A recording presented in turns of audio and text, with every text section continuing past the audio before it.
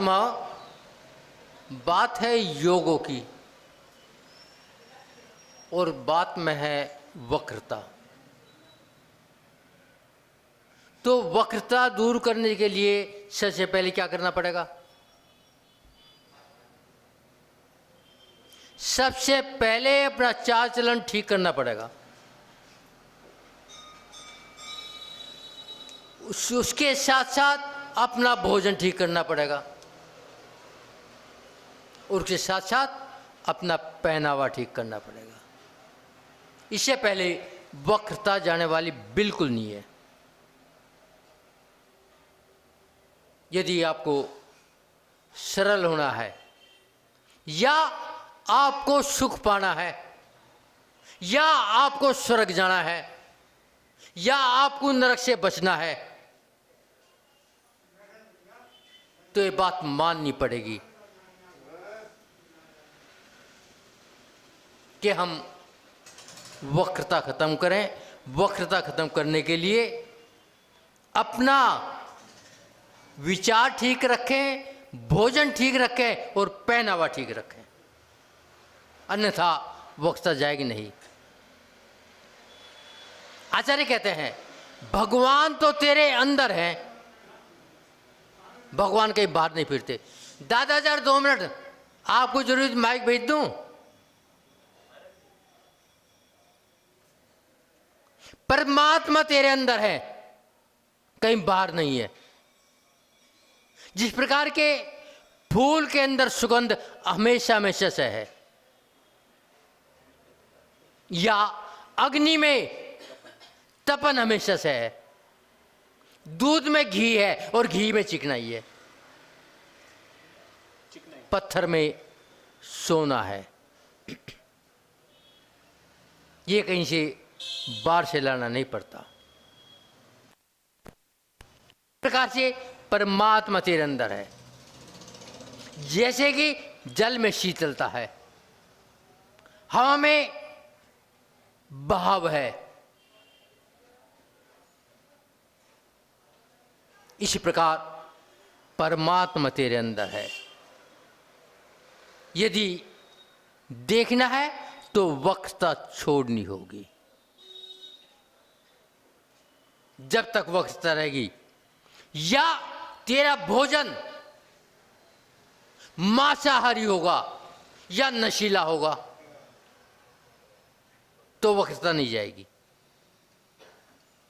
या तेरा पहनावा भारतीय नहीं होगा तो वक्रता नहीं जाएगी। उसे पाने के लिए पुरुषार्थ करना पड़ेगा। सबसे पहला पुरुषार्थ होगा कि तुझे देवशास्त्र गुरु को मानना ही पड़ेगा। जब तक मानेगा नहीं, वक्रता जाएगी नहीं। जैसे बीज में वृक्ष है, तोड़ दो बीज को, अंकुर मिल जाएगा। आज तुम बीज को तोड़ रहे हो और वृक्ष चाहते हो, कैसे मिले? जैसे बीज में वृक्ष है, ऐसी आप पर शरीर में परमात्मा है, आत्मा है।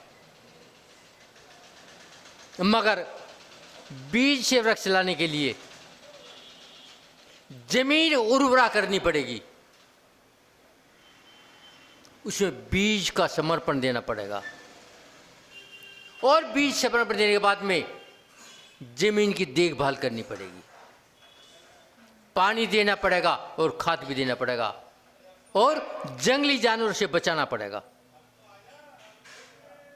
जब वो वृक्ष पैदा हो। आचार्य भी ये कहते हैं यदि तुझे आत्मा से परमात्मा बनना है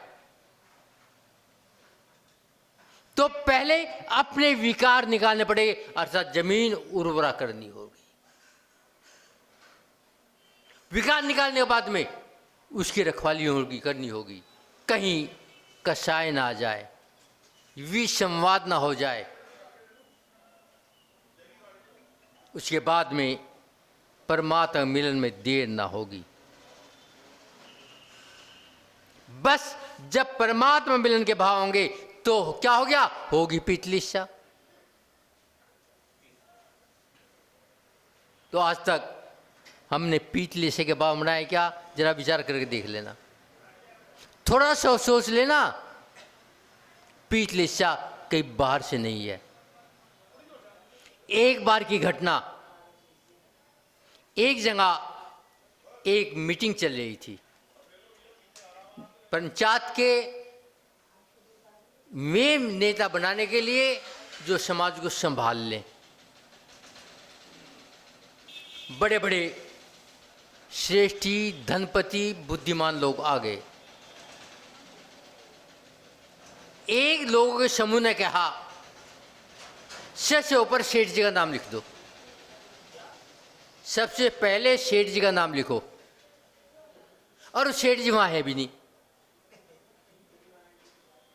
तो दूसरे धनपतियों ने कहा, यह हमारी बेइज्जती है, सेठ जी का नाम क्यों लिखो, हमें अपमान करने के लिए बुलाया। यदि सेठ जी का नाम लिखना था तो उनका लिख लेते। विवाद बढ़ गया। उन्होंने कहा, नाम लिखो तो क्रम से लिखो या मकान के नंबरों से लिखो। क्या हम कमजोर हैं? विवाद बढ़ गया। इतनी देर में वो सेठ जी भी आ गए। उस सेठ जी ने कहा, भैया मैं किस चक्कर में फंस गया था, क्षमा चाहता हूं। वह काम तो पूरा हो गया होगा। तो उनके जानने वाले ने कहा, काम तो शुरू भी नहीं हुआ।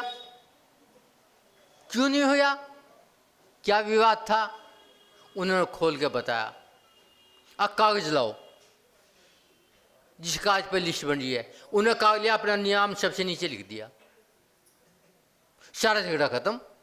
तो आचार्य कहते हैं, बस यदि संवाद करना हो, विवाद निपटाना हो और आपको सुख पाना हो तो ये रास्ता लेना पड़ेगा। मगर मैं रास्ता लेता हूं क्या? लेता हूं क्या? मैं सबसे ऊपर क्यों? तेरे में क्या क्वालिटी है? यदि ऊपर आना है तो नीचे नाम लिख ले। ऊपर अब लाने की जरूरत नहीं, अपना आप आ जाएगा। यदि तेरा रहन सहन ठीक है, बोल चाल ठीक है, खान पीन ठीक है और बैठना उठना ठीक है, पहनावा ठीक है, ऊपर तो अपना पहुंच जाएगा। ऊपर पहुंचने के लिए किसी भी पुरुषार्थ की जरूरत नहीं है, बस सरल होना है। मगर सरल रेखा के लिए पुरुषार्थ करना पड़ेगा। वक्र रेखा तो खींच दो, चाहे टूटे हाथ पैरों, चाहे फाली जगह मरीज हो, चाहे चला भी न जाता हो, मगर शरीर रेखा के लिए कुछ करना पड़ेगा। आचार्य कहते हैं, आज देश में शुद्ध भोजन की परंपरा समाप्त हो गई। गरीब गरीब हीरो पर रोक पड़े, पहुंची नहीं, लेकिन ये बंद हो गया। और यदि किसी घर में शुद्ध भोजनालय मिल जाए तो क्या कहते हैं, कलह का घर है। कलह क्यों? विचार किया? क्यों? जिसने शुद्ध भोजन की परंपरा शुरू करी है वो अपने को ऊपर मानता है और दूसरों को नीचे मानता है।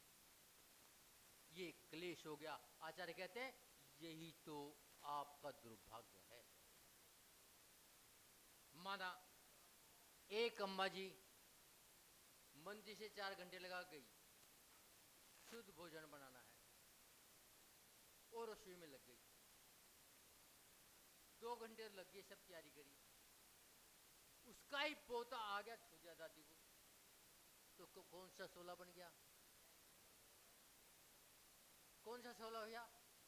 आचार्य कहते हैं, ये 16 के लक्षण है ही नहीं। 16 के लक्षण कौन से हैं? कौन से हैं जानते हो? 16 के लक्षण है, जिसे शुद्ध भोजन लेना है कुछ ना करे और अपने घर पे जितनी बहन बेटी माँ बाप जो भी है सब कहते हैं भैया जब टाइम मिले ये टिफिन रखा, इसमें एक खाने में 4 रोटी रख दियो और एक खाने में कोई सब्जी रख दियो और अलमारी में रख दियो, मैं जो बोलेगी ठीक है खा लूंगा। बोलो क्या क्लेश होगा? 16 पलेगा नहीं पलेगा? तो आचार्य कहते हैं पहले अपने पे संयम करो और अपने संयम होगा तो होगी पीतलेस्या। पीतलेस्या के लिए कुछ करना नहीं है, बस अपने आप को संभालना है। आचार्य कहते हैं जब भोजन करो स्वाद के साथ करो। कौन कहता है? परमात्मा कहता है, भगवान की वाणी कहती है। आप तो कहेंगे गड्ढा भरने के लिए किया, ये स्वाद बीच में कहां से आ गया? मगर नहीं, आपने भगवान की बात को समझा ही नहीं। भगवान कहते हैं स्वाद लेके करो, यदि प्रसन्नता करोगे तो स्वास्थ्य ठीक रहेगा, विचार ठीक रहेंगे, वाणी ठीक रहेगी, आपस में तालमेल ठीक रहेगा। और यदि संकलेश से क्या तो अब बात करो स्वाद की, जो आचार्य ने लिखा है। आप कौन सी बात पढ़ते हो? विसंवाद की। हम बात पढ़ते हैं संवाद की, बस फर्क इतना ही है। उन्होंने लिखा जब भोजन करो स्वाद करके करो, पूरा टेस्ट लो। कैसे? मान लिया आपके पास खीर आई, स्वादिष्ट भोजन है, बड़ी सुंदर बनी है, ड्राई फ्रूट पड़े हैं, आपने पहली चम्मच खीर खाई, आनंद आ गया। फिर दूसरी चम्मच खीर खाई, उसे बादाम की गिरी आ गई, और बादाम की गिरी मुंह में गई, उसमें चबड़ी और कड़वी गड़ गई, आपने थू कर दिया, आपने स्वाद नहीं लिया। आचार्य कहते हैं जैसे खीर का स्वाद लिया था, ऐसे बादाम का स्वाद लो, ऐसे खीर का स्वाद लो कि बादाम कड़वा है, अब कड़वे पड़े का स्वाद लेना है। और यदि नमक ज्यादा आ गया, अब खारे पड़े का स्वाद लो, फीका आ गया और फीके का स्वाद लो। बस आचार्य कहते जिस दिन स्वाद लेना आ जाएगा, पीतले से आ गई। घर के विसंवाद समाप्त होगी। विचार किया कभी? मगर मैं स्वाद क्या लेता हूं? अपनी रसना इंद्री का स्वाद लेता हूं, भोजन का स्वाद लेता ही नहीं। आज जबकि रसना इंद्री में स्वाद है ही नहीं। यदि स्वाद होता तो तेरे पेट में खीर पाती।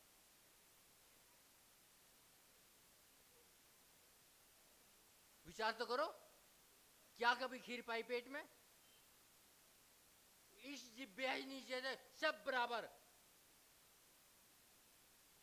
मैं गलत कह रहा हूं बता दियो महाराज, तुम पर पढ़े लिखे हो, मैं तो अनाड़ी आदमी घाटी के नीचे माटी गिरी। कहते हैं घाटी के नीचे माटी, क्योंकि तुमने स्वाद नहीं लिया, तुमने स्वाद रसना इंद्र का लिया। एक बार की घटना अपने भारत की, महात्मा गांधी जो राष्ट्रपिता कहते हैं, राष्ट्रपिता कहते हैं ना, हाँ, तो उनके साथ में एक विदेशी आदमी भोजन करने बैठा। गांधी जी आसन पर, विदेशी का भी आसन लगा दिया गया, दोनों की थाली लग गई, दोनों के लिए बढ़िया पकवान या भोजन परोस दिया गया। मगर एक चीज गांधी की थाली में ज्यादा थी, और गांधी जी स्वाद ले लेके उस चीज को ज्यादा खा रहे थे। विदेशी ने कहा ये चीज मुझे क्यों नहीं मिली?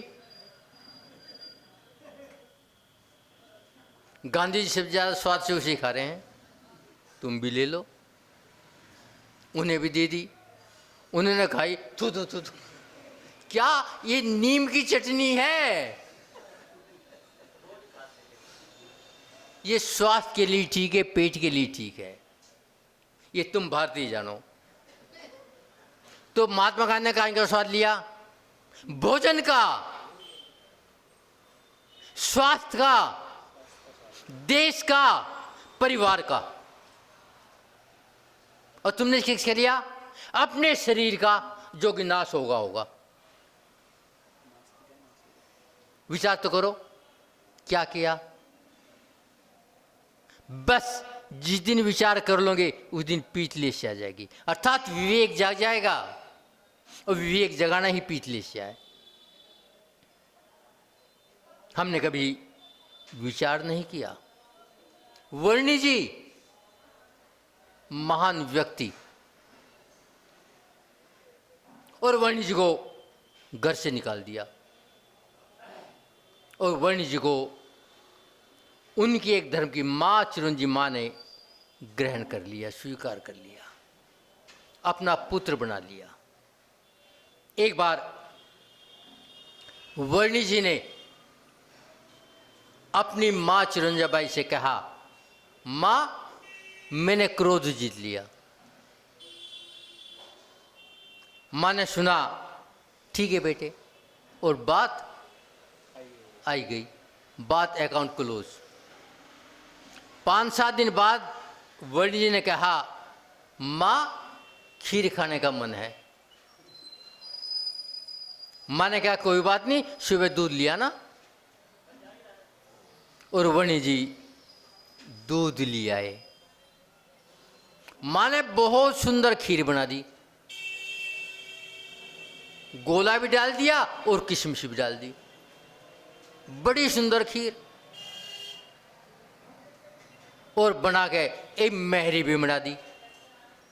महरी होती छाछ की, उसमें भी चावल पड़ते हैं, खीर में शक्कर पड़ती है, महरी में नमक पड़ता है। माँ ने याद थी, वर्णी जी ने क्रोध जीत लिया है, उसको महरी परोस दी, खाई, नमकीन थी तो गरम गरम, मगर खीर का स्वाद नहीं आया।